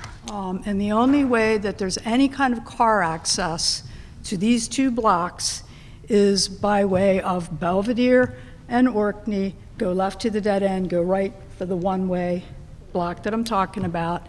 If you don't come, you can't come any other way. And we've worked over the years to make sure that our officers that may respond to our calls understand that, because we've had people come in, they make a left, they think they're going to go through and it's a dead end, or they don't realize that the other block is one way. So, there are particulars about the geography that are kind of odd. So I guess I really want to stress that, and in so doing, coming into those two blocks you are coming through our neighborhood association streets. You're not coming from the north, you're not coming from the east, you're not coming from the west. You're coming from the area that is part of our neighborhood association. So the one other thing I want to say about it is that we understand that you need hard boundaries. So from our perspective, given that we want to keep these 2 blocks in the Northern District, we're looking at Northern Parkway as a pretty huge hard boundary. Rather than making Belvedere the boundary, we think Northern Parkway is an obvious boundary for our 2 blocks. Also, the dead end that I've been talking about is a hard boundary, and then Rushbrook serves effectively as an eastern boundary to separate our 800 block that's really only the houses of 800 to 827. Those are the detached homes, and that's part of the one-way part of Evesham. After Rushbrook, it's two-way, and it's row homes, and it's a completely different kind of community that is in a different neighborhood district. So the request is for specifically the house numbers, and it's only this way because of Northern Parkway chopping up Evesham. Our 700 block starts with 715, doesn't start with 700. That's actually on the other side of Northern Parkway, which, like I said, might as well be miles away. And then we go to 827. That's where Rushbrook hits, and that is where the one-way ends, and it becomes two-way after that. So we're sort of a little pocket. Again, I don't know if there's something about the data that drove this decision, if it's just sort of an oversight and we just kind of got, put in with the rest of Evesham Avenue, which the part above Northern Parkway and the part east of us are in the northeastern district now, even though I'm not sure that they were before. The other thing is I do have, and I'll leave these documents, the people in these two blocks signed a petition, everyone that, pretty much everybody works or has other reasons they couldn't be here today. But people understand what's happening, and in these two blocks have expressed their desire to stay in the Northern Police District, and that's why I'm here today. The one final thing I would say, just to clarify, I know that you all use the Planning Department map for these, at least some guidance and some factors in your decision making. The pink dotted outline, I'm sort of focusing this way, sorry for my back here, is our neighborhood association boundaries. And as you can see, even though I know planning has their own boundaries and their own ways of calling out neighborhoods, we do incorporate streets and a neighborhood part of town on the other side of York Road, on west and east. The pink line represents the actual boundaries of our neighborhood association. This little piece here represents the two blocks that I'm referring to. And I'm done now. I just one more map since it's here, I'll bring it out, and this is a Google map that shows the same thing. So if you see the pink line here, that's where we're talking about. Can we please be part of the rest of our neighborhood association? Then we can have one liaison community relationship with the police department. They can know us, we can know them. Whoever the people end up being in Northern, we'll be happy to work with. We'd just like to have it be one and not two. That's it, thank you. I will. Mm-hmm. All right, Yes, thank you very please. much. I'm sorry, that's the wrong one. Now, do you want to? Next up, Susie Lang, I believe it says. You know what? I have it if you want it. I have 2 copies if it. Great. Anybody want the maps? Whoops.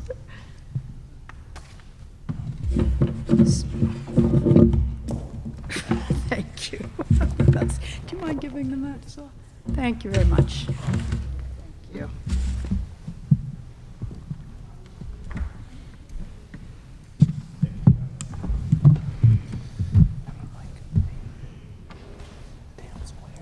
Good afternoon, Mr. Chair, Madam Vice President, all the other council members in attendance, Commissioner Harrison, and everyone else. I feel like I'm in church announcing the preachers.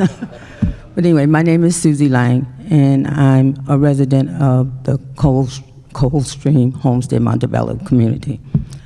My in-laws have been residents there for 61 years, and they have always been in Northeastern District Police Station. Now, I don't have that relationship like Ms. Cruz has with all the majors because I've been there 22 years, and it's been a large turnover. I've seen more majors than I've changed clothes, okay? And so I don't have that relationship, but I do know when we've needed the service, we've received it. I'm really not happy with this redistricting. I'm afraid of what it might bring. And maybe it's already been signed, and there's nothing more we can do about it, but I really wish the mayor and you, Commissioner, and your group would reconsider and think about what you're doing. I wonder did you have any lay people that were a part of this redistricting? Yeah, we had. Well, hold on, you got to talk to the committee. I'm sorry. I'm sorry. You got to, when you testify, you're testifying to the committee. Oh. So we're receiving your testimony. That's just the format for all the hearings, I'm sorry. But I'm sure the commissioner will be around after the hearing if you wanted to ask him a question directly. Okay, so were there lay people on this committee that did this redistricting? Lay people meaning somebody like myself, not a police officer, not a city council person, just an ordinary resident of the communities that are being affected by this redistricting. Right, I mean, so we can get you the full process, but every citizen in Baltimore had the opportunity to weigh in on this process, and many did. So. Yeah, I didn't mean weigh in on it. Sit down with you when the redistricting was done, when the communities were chosen to be removed from one area or placed someplace else. That's what I'm referring to. Sure. So we can get you the specifics from the Mayor's Office of Government Relations. However, this is an agency dictating their boundaries and stuff. So this is a little bit different than other kinds of redistricting that I think you might be comparing it to. But we can get you that information.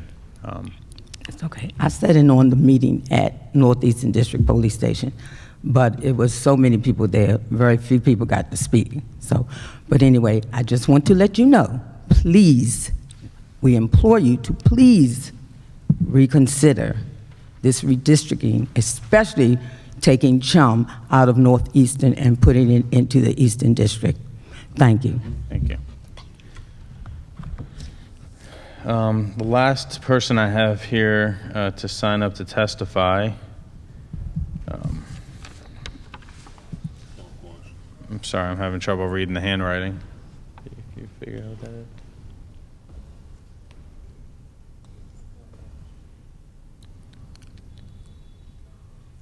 Mr. Moja. Mr. Moja. There you go. Thank you. You didn't sign up to testify. What's that? Yes, sir. Sorry, can you say the name one more time? Faule Umoja. Okay, thank you so much. Yeah, I've maybe sitting up here listening to all these things y'all been saying for the last hour plus. Really getting frustrated because I'm a resident of Coldstream Homestead, Montebello. Been living there for 42 years. Listening to the way these individuals over here disrespecting my neighborhood with this redistricting. We live in a very nice neighborhood. I've been, like I said, lived there 42 years. I live in 2 houses. I bought one house, cost $32,000. House next door to me cost $38,000. And my house is worth $350,000. Now, the houses in our neighborhood go for over $100,000.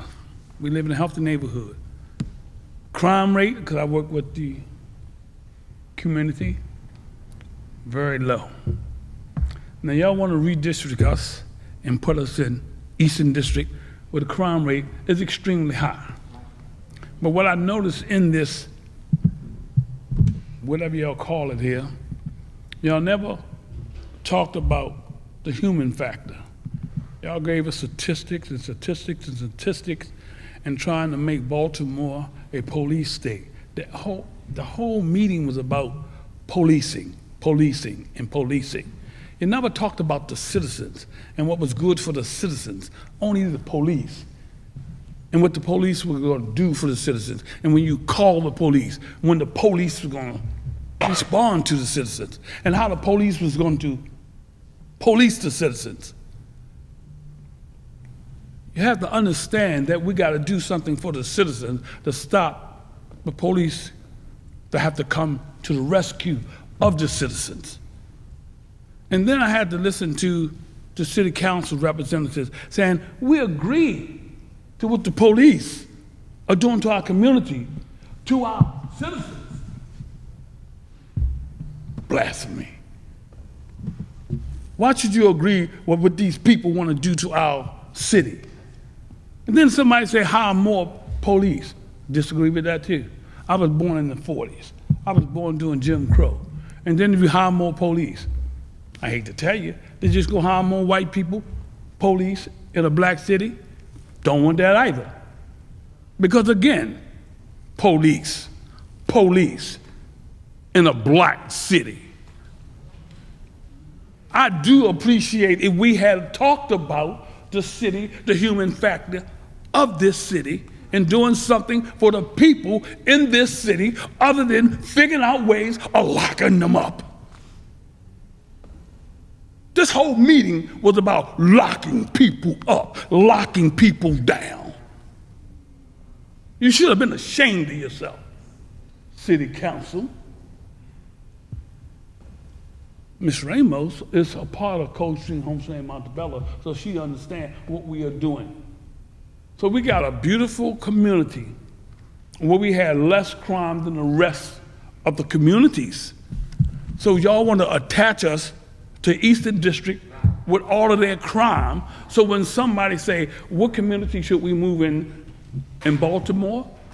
And when they look at Coldstream Homestead Montebello though, wow. It's got all this crime, but it really doesn't have a crime. Because we don't have crime.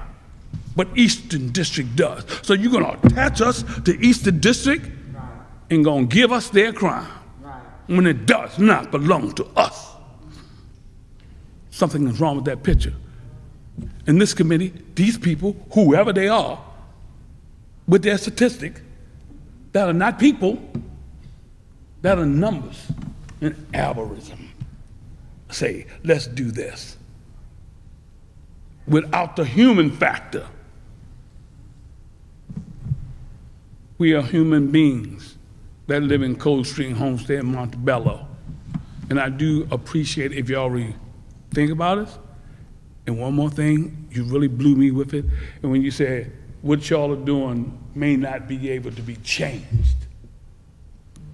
If it may not be able to be changed, what are we doing here talking about it if it can't be changed? Meaning y'all already made y'all decision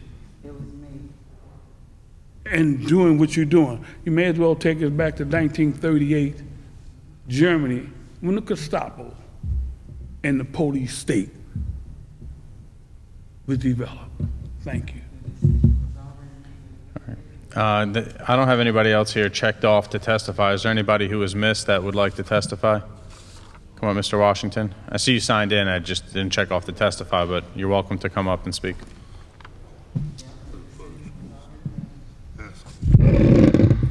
My apologies for not checking the appropriate box. Hi, Natasha. I want to thank the chair, our council representative, and those residents from Chum who are here in person and those who are joining us virtually. I also want to thank the commissioner for being here and hearing once again from residents. I greatly appreciate that. In the interest of full disclosure, the day that the redistricting announcement was made, I was on the stage with the commissioner, the mayor, and the councilman. And I think this bears to be said because I think it's important. While you can agree that something needs to be done, doesn't mean that you necessarily agree with what was done.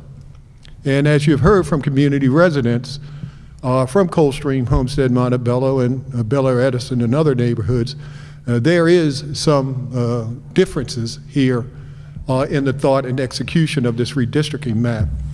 I am not going to belabor some of the points, but you should know this, that what the data provided doesn't include, and it only shows call volumes as the main measure of police work.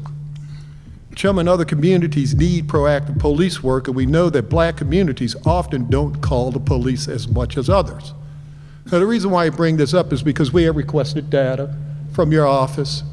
It did not arrive in a timely fashion. In order for this to be factual and to be an actual picture of equity, it must weight the fact that challenged communities have been dissuaded from calling 911. So when you look at that metric of call volumes, you have to understand that doesn't tell the entire story. And if you fail to weight that in your analysis and decision making, well, you do a further disservice and harm to communities that already face greater challenges. It also doesn't show gun violence. Now, this is an important measure of safety for many communities, and we deserve to know what the murder and non-fatal shooting rates would be in the new districts. And let's be clear about this. Baltimore City Police Department and the mayor, who I love, and I will say it publicly, will now have a tremendous talking point. By moving Bel Air, Edison, and Chum from the Northeast District to the Eastern District, they can stand up and claim, oh, look at that, we've reduced crime in the Northeast. But what they've done is increase the workload in the Eastern District under the pretense of equity. So if you're increasing that workload in the Eastern District and you're allotting the same number of police, well, you're placing them under a tremendous amount of burden and strain, not to mention the additional burden and strain that it places on the residents in that new district. What Chum had proposed was a simple and elegant choice or decision, which is everything east of Clifton Park, Eastern District. Everything west of Clifton Park remains the same. What is telling about this is that it is now, as it has always been, that wealthier, more affluent, whiter communities got their preference and their choice, and poor, challenged black communities did not. The optics of that look horrible. They look horrible for this decision that is primarily an African-American city. Not only that, the city police department stood up here and touted 400 people responded. Well, that's less than 1% of the city's population. And we're making the decision that impacts the lives of humans across the board in Baltimore City based on less than 1% of the population. That is egregious, and it does not reflect, I think, the true sentiment of Coldstream, Homestead, Montebello, or the majority of the city. The demographics of this split creates equity concerns. And we've used that word and heard that word from the police department today, equity, okay? But they used it under the guise of, well, this is equal. And as we all know, what is equal is not equitable. And there's a big difference here, and you all must see that. As my resident, Mr. Emoja, said, why are we here if you all can't change the outcome here? Why are we presenting these arguments that say, hey, this greatly will impact the work that we're doing to transform our communities and our property values? Chum is being moved from a district with a lower percentage capital workload to one with a higher per capita workload. Just think about that. How does that benefit a challenged black community? How does a challenged black community in America that historically has had issues, dare I say, with law enforcement benefit from this? This is not something that benefits necessarily the residents of the communities, but the benefit the BPD. It appears that redistricting is not something that should be ignored. It is something that should be done, but it has to be done in a more balanced and fair way. I will leave you all with this. When you talk about communities not being split, Coldstream Homestead Montebello is being split. The lake, which is called Montebello, is being shifted to the Northeast District. Our school that our children go to, which is called Montebello, is being shifted to the Northeast District. And so when they say that it's not splitting communities, that's not exactly true. The last thing I'm going to leave you with is this. If crime does negatively impact property values, then it stands to reason that property values in a higher crime police district would also be greatly impacted. There's no denying that logic. And a cursory search of Google would show and reveal research and data that demonstrates police districts and where they're located and what housing is located in those districts are impacted by crime. And so if you take a community whose property values are on the ascent and move them into a police district where the crime is already high, and now thereby create an even higher crime district, you are essentially saying we're undercutting your property values, and you're doing that willfully, knowingly, and intentionally. This has to be changed. Coldstream Homestead Montebello has to stay put, and a more just and equitable decision needs to be made here. Thank you. Thank you very much. And if there's anybody online who wants to testify, please raise your hand. Otherwise, we will give closing remarks. Okay.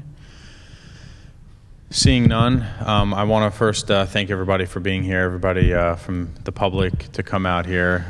It certainly was eye-opening, and I just want to point out, give you my takeaway, that the fact that community residents would take the time to come down here means a great deal to your community and also to the city council and to the mayor's office and the city as a whole, but also to hear about the relationships and the reason why you're here, because of those strong relationships you have in your police districts, I think also speaks a great deal to the great work that the men and women of those police districts are doing, that you feel so close to them enough that you would take your day and spend it here fighting to stay with them. The other point, I think that, my other takeaway is that, nobody's homes, my home included, I'm a lifelong city resident, it's not physically moving. And I think that what concerns have come up within different communities is because of the historic perception of the districts. And that's exactly what redistricting every 10 years is set to fix, that there isn't that perception between one district versus another. However, when you don't change police districts in over 50 years and you don't allocate resources accordingly, you end up having certain districts with very high crime and some districts with very low crime. And so that's what this is setting out to solve. It's not perfect. It's not going to be perfect, but this is certainly a start. And most people, and myself included, can't tell you necessarily what quadrant you are with DOT or DPW. But the fact that we know where we stand in the police department, I think, really is a testament to the work, the outreach that the police department is doing within the communities. And I think that should be applauded. And to close out, I do want to thank the mayor again for working on this as a councilman, making sure that we can start somewhere and not just saying, hey, this is the status quo, this is the way it's always been. And so let's just continue the status quo. He is disrupting the status quo, and I think this is a start. I think this the police department is the start, and I'm hoping that the members of the city council, myself included, can start working towards bringing this model to other agencies to make sure that those resources too are also going to be distributed accordingly. I understand frustrations that we've heard about the city council's role in all of it. This is something that we deal with every single day. I mean, we have a city charter that dictates what the state representatives have authority over, what the city council has authority over, and what the mayor has authority over. The city council does not have the authority or the ability to change this map. I think that we've certainly been given a great opportunity to weigh in on it, and the police department has worked hard on making those changes. But I just wanted to make sure that when we close out, we're closing out with the fact that people are aware that your council people are lobbying and working very hard on your behalf. However, they don't have the authority to make that change. And so the purpose of this hearing is moving through on this process, and the vote we're about to take is to continue just moving forward on the process. And even if this committee were to not vote in favor of this resolution to hear this, this process still moves forward and does not change anything. So this vote is simply, we put forth a resolution to have a public hearing on this, to bring more attention to this redistricting, to give people an opportunity to speak again. But this vote is not saying, hey, I fully agree with everything or I disagree with everything. This is simply that the city council has done their part in the state law required process. And so we will be taking a vote of the committee to move this out from the city council. So we can start with the roll call. First, do we have a motion to move this resolution forward? So moved. Moved by Conway. Do we have a second? Second. Seconded by Torrance, and we will take a roll call vote. Moving favorably. Yes. Mr. Burnett.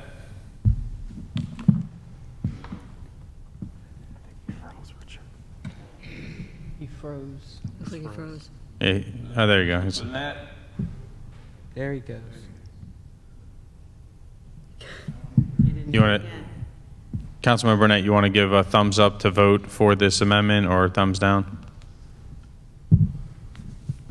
Yes. Mr. Burnett votes aye. Mr. Costello is absent. Vice President Middleton. Yes. Vice President Middleton votes aye. Member Ramos.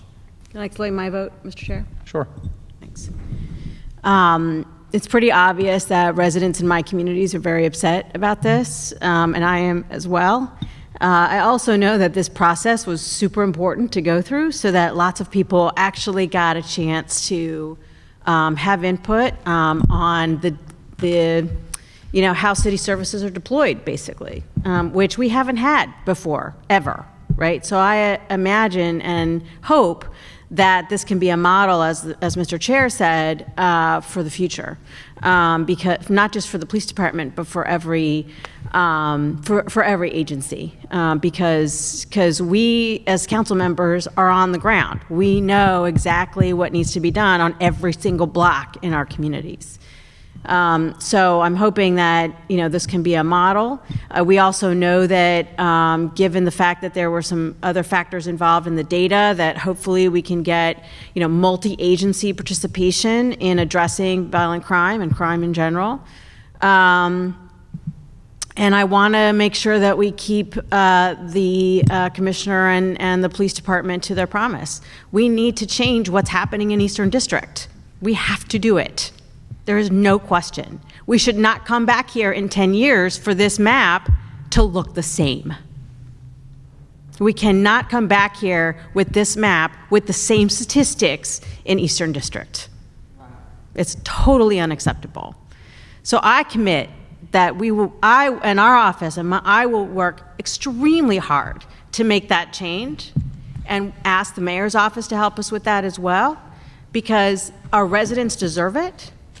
Our residents are fighting for that, and it's only fair. And so I think that it's just important to register that I'm not excited about this at all. I'm happy about where some of our other parts of our district are, and I appreciate the department for making those changes. I'm voting yes because I think the process is important, but know that we have a lot more work to do. Thank you. Thank you. Yes. Member Ramos votes aye. Mr. Torrance. If may I explain my vote? Sure. Thank you, Mr. Chair, and to the public, thank you for coming. What I want you to leave here today is not lost on the fact that while the boundaries may change, the most important part that will be important that we must hold BPD accountable for is the post. Those posts will determine the number of officers that are in the Eastern District, the number of officers who are assigned to geography that can be covered. I think that the shift differential right now, around 15 officers, should be doubled to around 25 or 30 officers that we had in previous years. I understand the current staffing levels, and to the point of every officer should now be thinking that they're an NCO and being accountable to the public, getting out of their cars and being active with their community members. That is the goal. And I say this as a council person who represents 5 of the 9 police districts with communities where we have violence. The Eastern District is the next district to receive a group violence reduction strategy. My residents in the Western District have seen a shift in community engagement where our actual residents are providing intelligence and information after every shooting that we have in that district. We're down on fatal shootings around 33% and homicides 18% to date. So I ask that you stay engaged because you are next to get that actual program and be on top of the police department as that is being rolled out and deployed in your district. This is an opportunity to change the way that we do policing, and it's community-centric, and where we provide trust with our officers on the ground in these districts that are seeing high violence. I look forward to keeping you engaged, and I think you should stay engaged. And with that, I vote yes. Thank you. Mr. Torrance votes aye. Mr. Conway. Thank you, Mr. Chair. One, I appreciate certainly the department for all the work that is put into this effort.